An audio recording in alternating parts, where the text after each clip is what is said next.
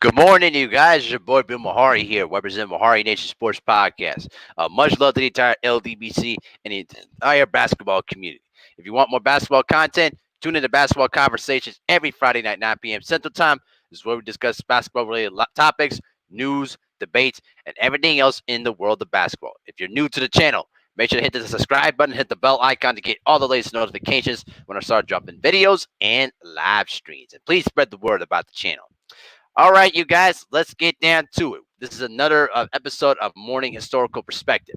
Now, last week I did a historical perspective video reflecting on the 88-89 Michigan Wolverines team that won the national championship. Now, we're taking it a step further because this time around we're going to discuss about the famous Fab Five, the guys of Jalen Rose, Jimmy King, Ray Jackson, Chris Webber, and Juwan Howard.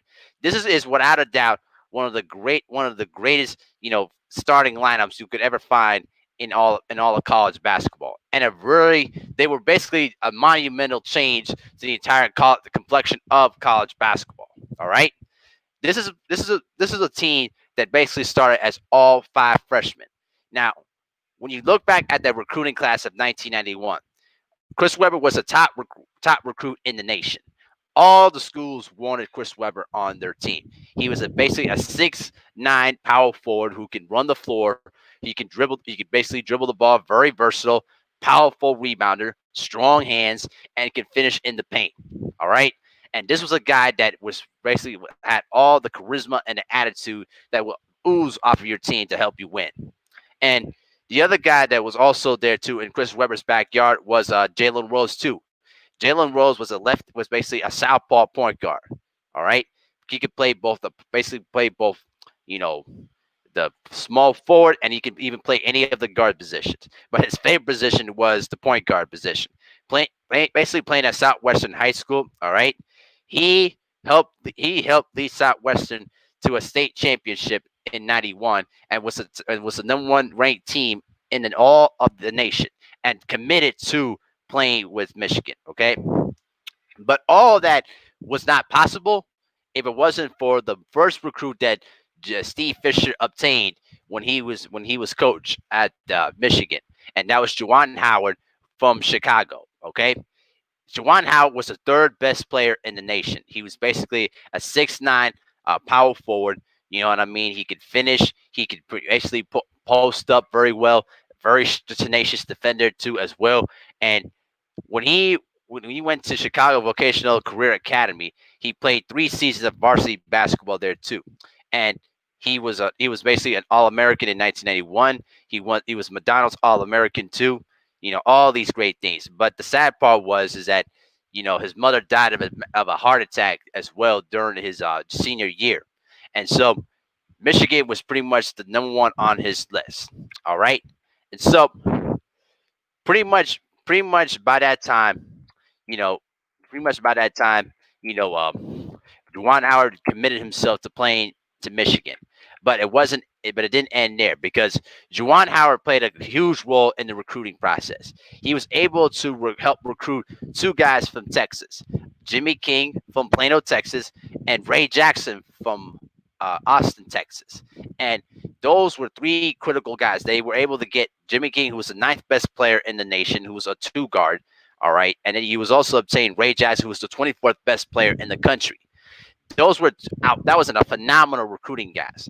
The best part is that they were able to get those guys in the fold, and then they used the entire remaining sources, recruiting sources during the spring signing, where they're able to obtain both Jalen Rose and Chris Webber. And Chris Webber was admittedly the top recruit in the nation, and he was very, very close. He was heavily considering going to Duke University, but then he decided before graduation on high school day that he was going to commit to playing for Michigan, and that was pretty much the norm at that time. Before '95, when Kevin Garnett went to college to go straight to the NBA, college players were looking for the best university to play for to put themselves in the best position to play pro basketball, and that was pretty much the norm up until KG you know broke the norm when he basically bypassed college to go to the NBA.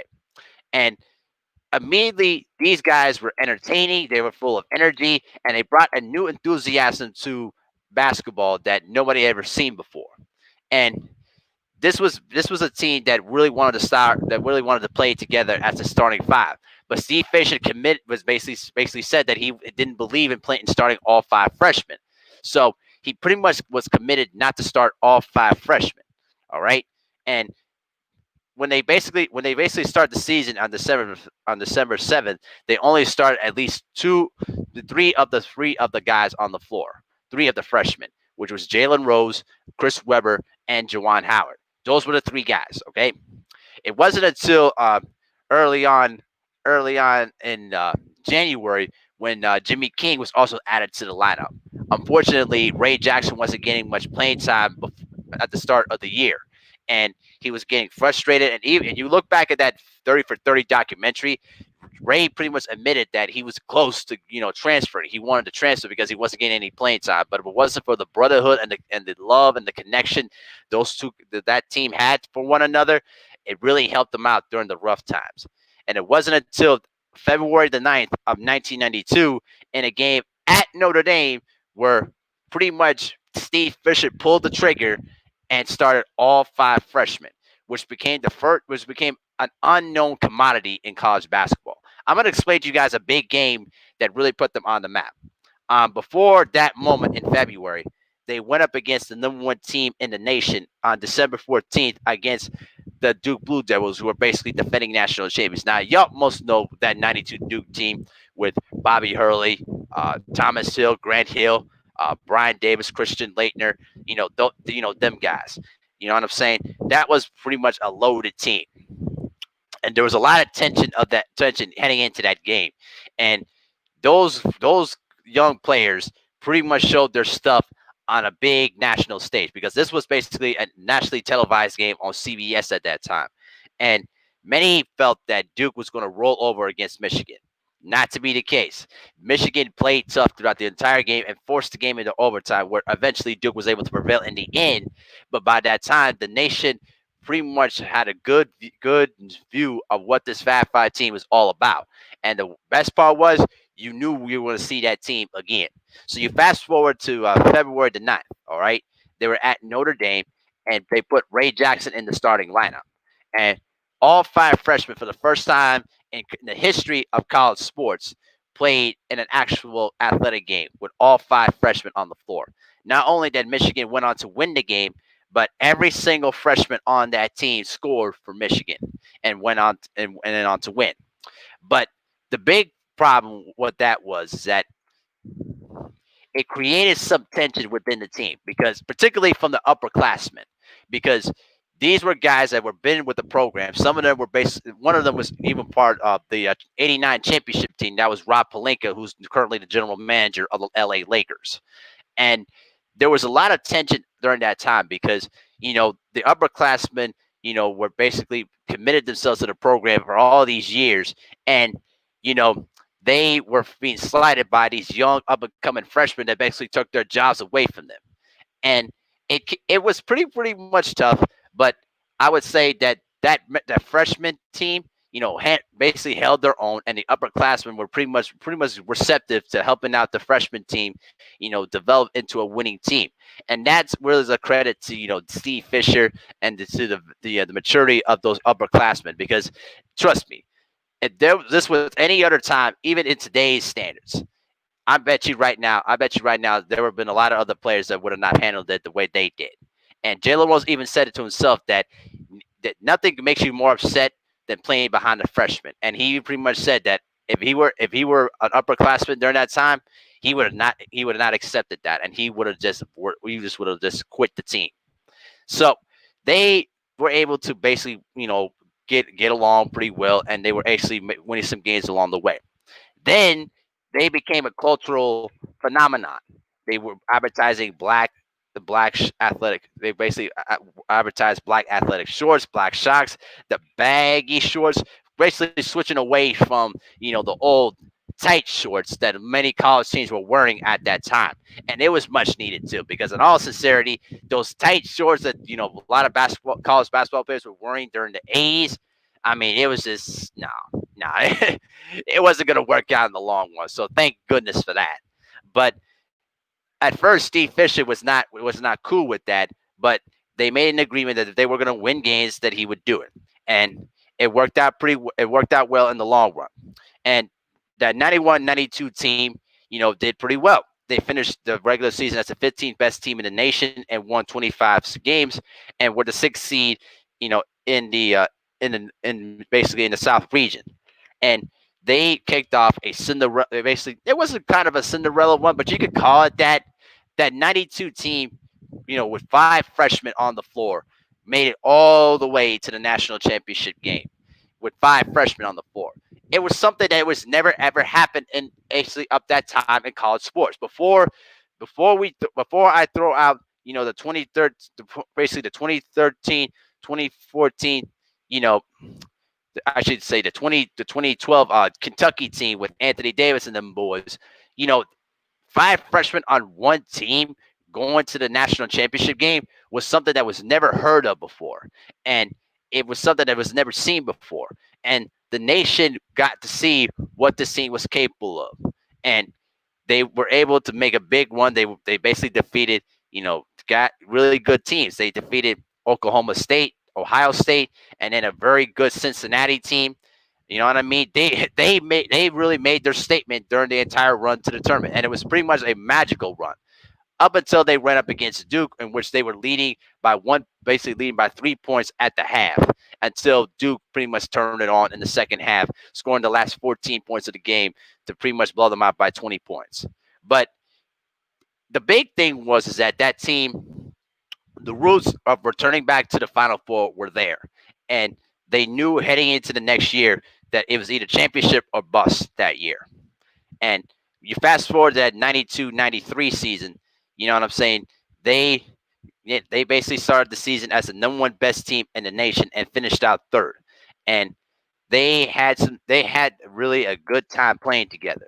And even though it wasn't as fun as their first year, it was much more of a focused team.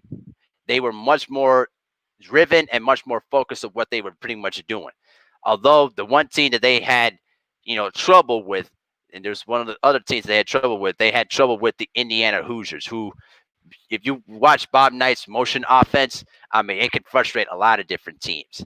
And they better be thankful they didn't run into Indiana during the Final Four, but that's just a different story.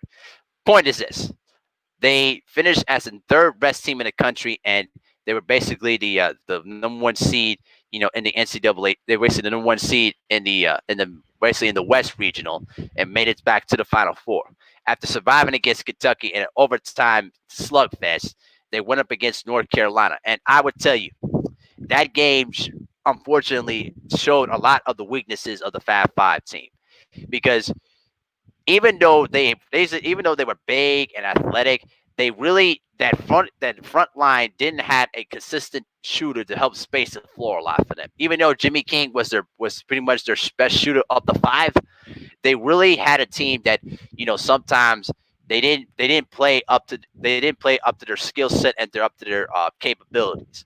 And there's sometimes where that team can lax off a little bit, and sometimes they would let the other team that was not supposed to be better than them stay around the game, because that North Carolina team, with no disrespect to George Lynch, Eric Montross, Donald Williams, and them boys, but they were not better than Michigan.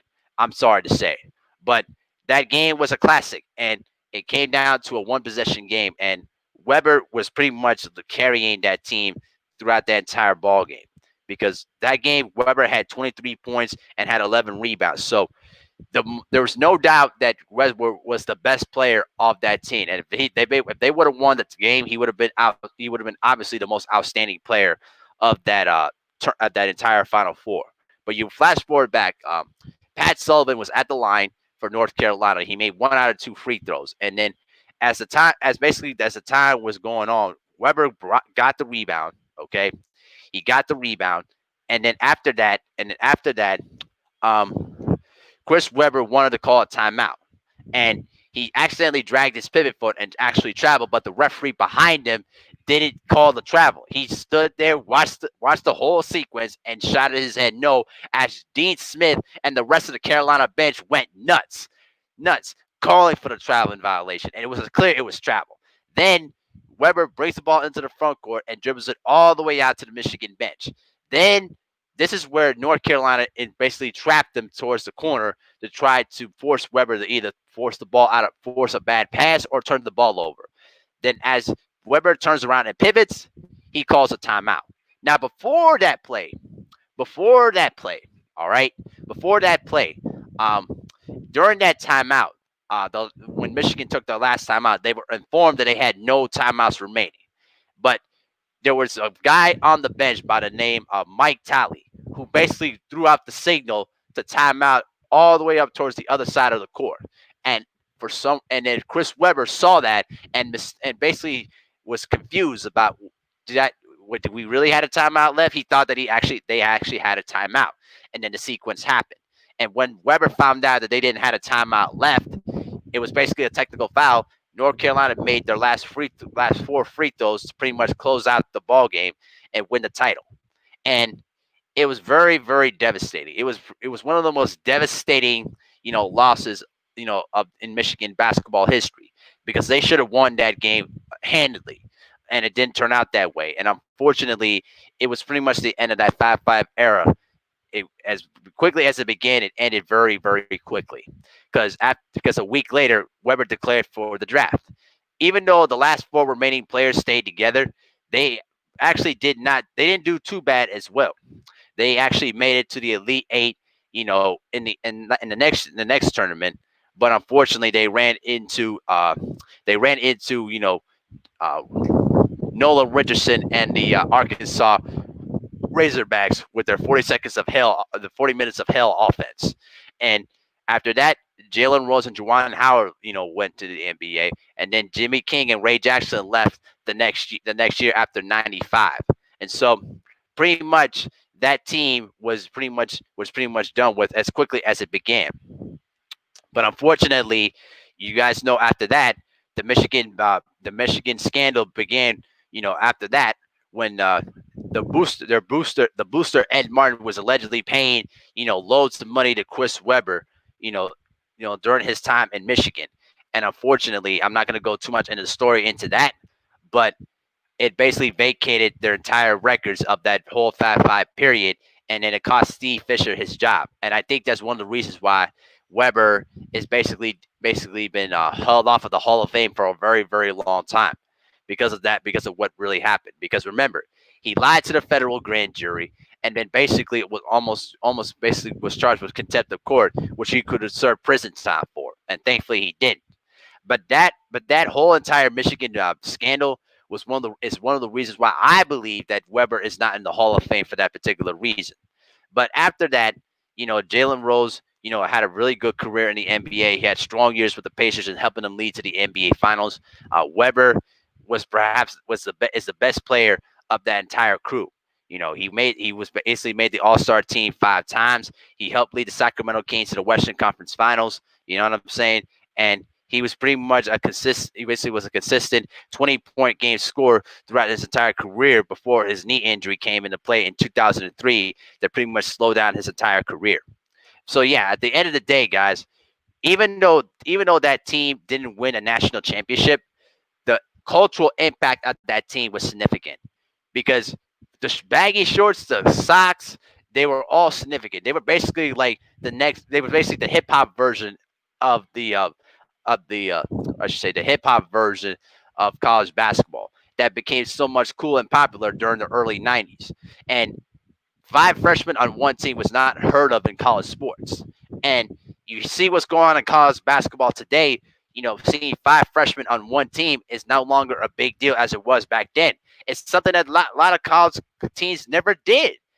I mean, starting one or two freshmen is fine, but all five freshmen on one team was just unheard of. And that team broke the norm and basically set the precedent to what you see today in college basketball.